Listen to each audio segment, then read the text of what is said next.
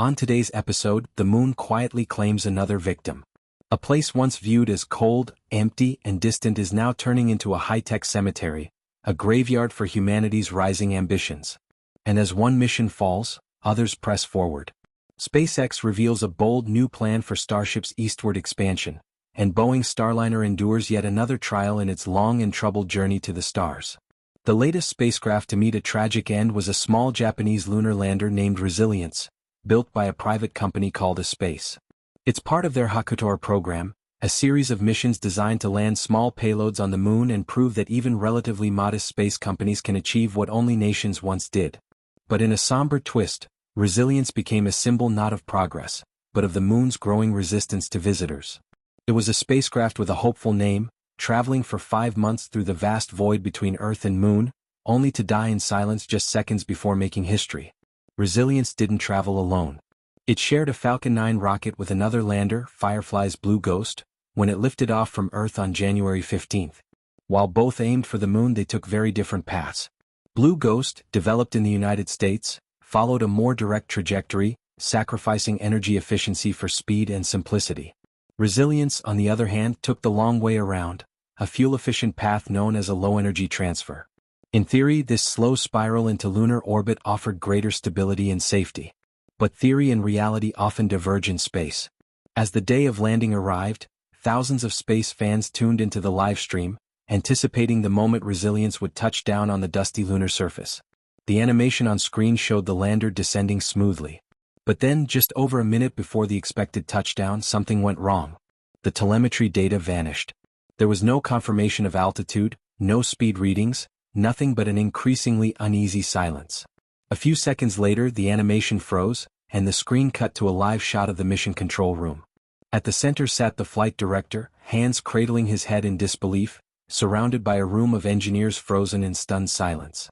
You could almost see the collective hope bleeding out of them as reality sank in. The live stream ended without explanation, and confirmation of the lander's fate came hours later. Resilience had slammed into the moon at speeds approaching 50 meters per second. That's over 100 miles per hour. The onboard laser rangefinders had malfunctioned, failing to return crucial altitude data to the guidance computer in time. When the data finally came through, it was too late. The lander, still moving at terminal velocity, had no time to adjust its descent. It's the second such loss for Espace. Their first lander also failed, running out of fuel mid-descent and crashing into the lunar surface. In both cases, the cause was rooted in the same fragile element: terrain sensing.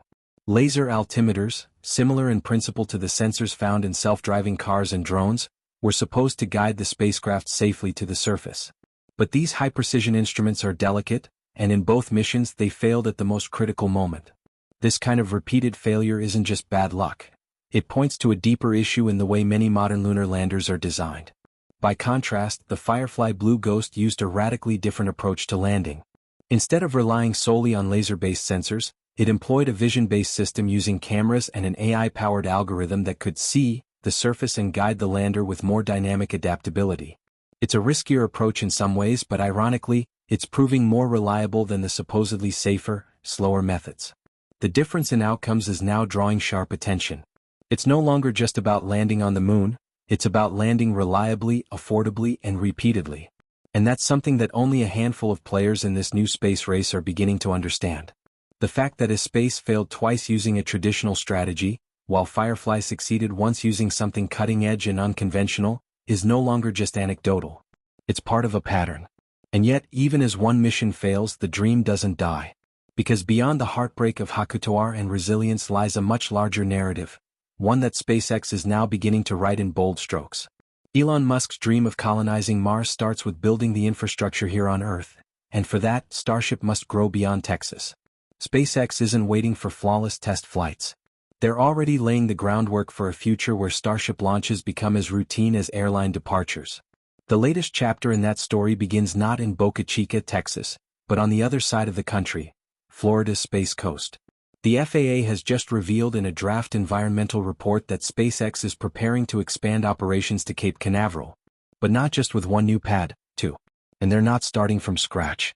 They're repurposing Launch Complex 37, an aging launch pad built in the 1960s to support the Saturn I rocket. That pad, once a stepping stone to Apollo, is now being reimagined as a cornerstone of the next giant leap. SpaceX intends to upgrade SLC-37 to support up to 76 Starship launches per year. That's roughly one launch every 5 days. And for each launch there will be a corresponding landing of both the Starship upper stage and the Super Heavy booster, adding up to a staggering 152 landings annually. It's an ambitious plan, but it's also a necessary one.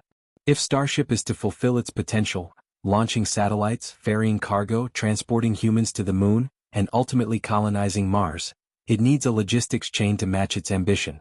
To make this possible, the plan includes new launch and landing pads, propellant farms, support buildings, and road modifications like widening Phillips Parkway to transport the massive rocket stages. This is not just an expansion of facilities, it's the beginning of a global launch network, one that can support the cadence and reliability of a commercial airline system. But for space, there's an urgency behind this expansion. SpaceX knows that time is limited. NASA wants a lunar landing with humans aboard Starship by the end of the decade. The US military wants rapid response launch capability. Private companies want cheaper, faster access to orbit. And SpaceX wants to colonize Mars. All of these goals hinge on one simple thing: Starship must fly often and it must fly safely. It's not hard to see the pressure mounting. While Boca Chica remains the birthplace of Starship, it is still limited by regulatory hurdles, weather constraints, and a remote location. Florida, in contrast, offers easier access, more infrastructure, and most importantly, room to grow.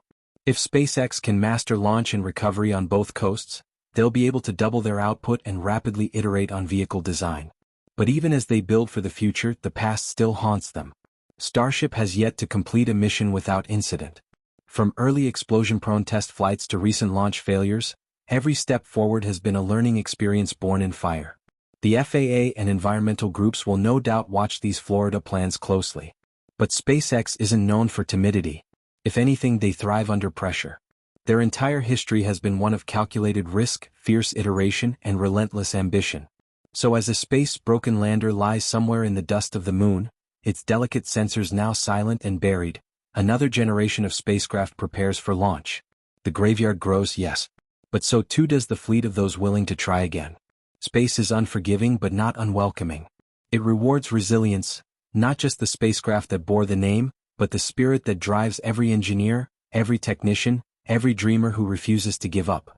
The heart of the plan revolves around new hardware testing, and most recently, the historic pad that once roared with Delta IV launches is about to witness a bold transformation.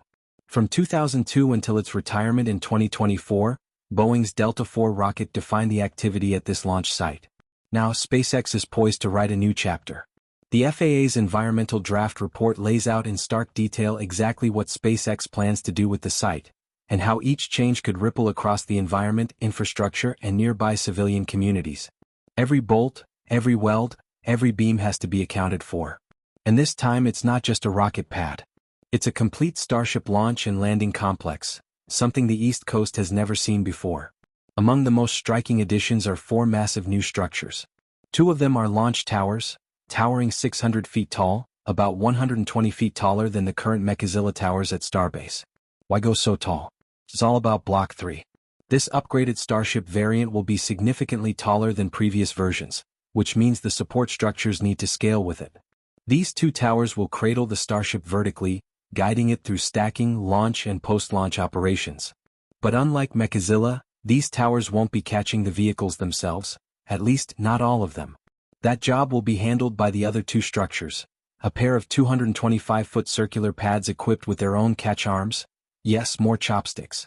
But these aren't clones of the primary towers. These pads are likely optimized specifically for upper stage Starships, the ones that will return to Earth requiring days or even weeks of refurbishment before being relaunched. These upper stages don't need to land directly back on the launch mount like the Super Heavy booster, so they get their own dedicated pads. This added flexibility will be critical for a future where dozens, if not hundreds, of Starships are flying multiple times per year. But that's not the only landing solution on the table. Super Heavy boosters, especially in early missions or during special operations, will also have the ability to land offshore, likely on modified drone ships similar to those used by Falcon 9 today. Alternatively, they may even be allowed to expand into the sea, landing in the ocean when a catch or platform recovery isn't feasible. It's a system that gives SpaceX every possible option, so weather, mechanical issues, or pad congestion don't become showstoppers. And while SpaceX plans to build most of this new infrastructure locally in Florida to save on transport costs, the same won't apply to the rockets, at least not yet. The FAA document describes how Starship and Super Heavy will initially be built at Starbase, Texas, then shipped to Florida. This process is as logistically complex as it is historic. The massive vehicles will be rotated horizontally, yes, laid down on their sides, and loaded onto barges for ocean transport. It's a dramatic shift in methodology. For years, many believed Starship couldn't survive being laid flat due to structural fragility. But that assumption no longer holds. Over successive generations, SpaceX engineers have reinforced Starship's stainless steel frame, giving it the rigidity needed to handle horizontal transport. Still, the operation is anything but simple. Specialized hardware will be needed to gently rotate the vehicles from vertical to horizontal, secure them for sea travel, and then re-erect them at the Cape without introducing stress fractures or damaging sensitive systems. But it's a short-term solution. Once production facilities at the Cape are complete and running smoothly, SpaceX will no longer need to ship rockets across the Gulf. They'll be built, launched, and recovered all within Florida's Space Coast. So why go through all of this? Why not just stick to the launch site they're already leasing at the Cape? After all, SpaceX has been flying Falcon 9s from there for years, and even built a Starship pad at LC-39A. Isn't that enough? Not quite. The truth is more complicated and speaks to the sheer scale of operations SpaceX envisions. LC-39A, the site SpaceX already uses for Falcon 9 launches, also hosts their first Starship launch tower in Florida. But this pad is already booked solid. Falcon 9 is still the world's most frequently flown rocket, and it's not going anywhere soon. Even though Starship is intended to eventually replace both Falcon 9 and Falcon Heavy, that transition won't happen overnight. Right now, Falcon 9 is critical for Starlink, NASA missions, cargo deliveries, and commercial satellites. Trying to squeeze in up to 76 Starship launches per year, on top of over 100 Falcon missions, would be madness. That kind of congestion could paralyze both programs. That's why SpaceX is opting for a second site. The company considered developing SLC-50, a brand new pad at the Cape. But SLC-50 would have required extensive construction from the ground up. Meanwhile, SLC-37, the now-retired Delta IV pad, offers something far more attractive. A legacy launch complex already equipped with expensive infrastructure, strong foundation work, and a direct connection to existing support systems. With Delta IV now out of the picture, the site was up for grabs, and SpaceX saw the perfect opportunity. For now, the FAA's document is still in draft form. It must undergo a public comment period before receiving final approval. But make no mistake, the gears are already turning. And for SpaceX, that means Starship's East Coast chapter is closer than ever to beginning.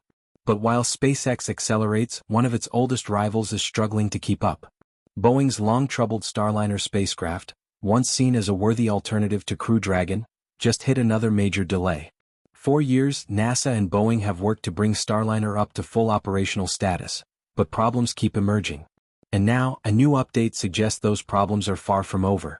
NASA announced that the next Starliner flight to the International Space Station is no longer expected in 2025.